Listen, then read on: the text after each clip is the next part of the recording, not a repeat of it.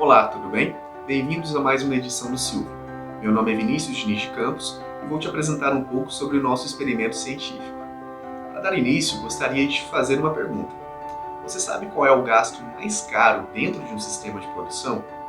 A resposta para essa pergunta é simples: a alimentação.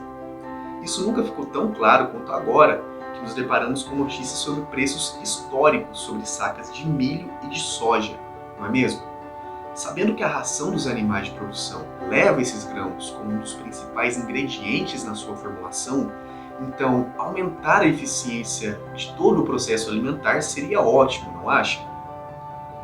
Desse modo, objetivou-se avaliar se a exposição de ovos embrionados de matrizes de corte em diferentes temperaturas e por diferentes períodos de duração teria algum impacto positivo sobre a digestibilidade dos nutrientes nos frangos de corte durante a fase de criação.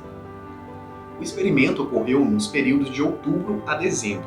O ensaio de metabolismo foi conduzido no setor de avicultura, pertencente ao Departamento de Zootecnia da Universidade Federal de Lavras. E para isso, 864 ovos férteis de frango de corte com 15 dias de incubação foram distribuídos em 4 tratamentos com 4 repetições e 54 ovos em cada. O tratamento controle foi incubado a 37,5 graus por todo o experimento.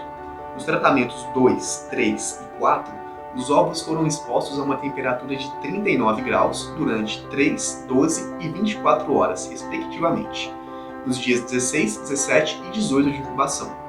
Após a eclosão, os pintinhos foram alojados em boxes experimentais até os 15 dias de idade, quando foram transferidos para gaiolas metabólicas, onde ocorreram devidas coletas de excreto, dos 22 aos 24 dias e dos 35 aos 37 dias, para posterior análise.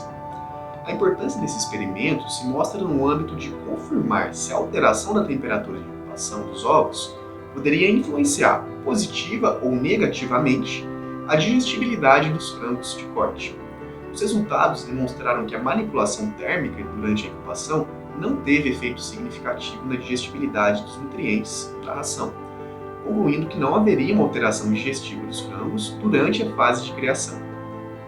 Gostaria de agradecer a toda a equipe por trás desse trabalho, minha co-orientadora Ana Patrícia Alves Leão, aos pesquisadores Alexandre Vinhas de Souza, Mariana Aparecida Maciel de Carvalho, a co-orientadora e ao orientador dessa pesquisa, professores Renata Ribeiro Alvarenga e Márcio Gilberto Zangeroni. Gostaria de agradecer também às instituições de fomento à pesquisa, que são elas CAPES, CNPq, FAPEMIG e UFLA. Muito obrigado!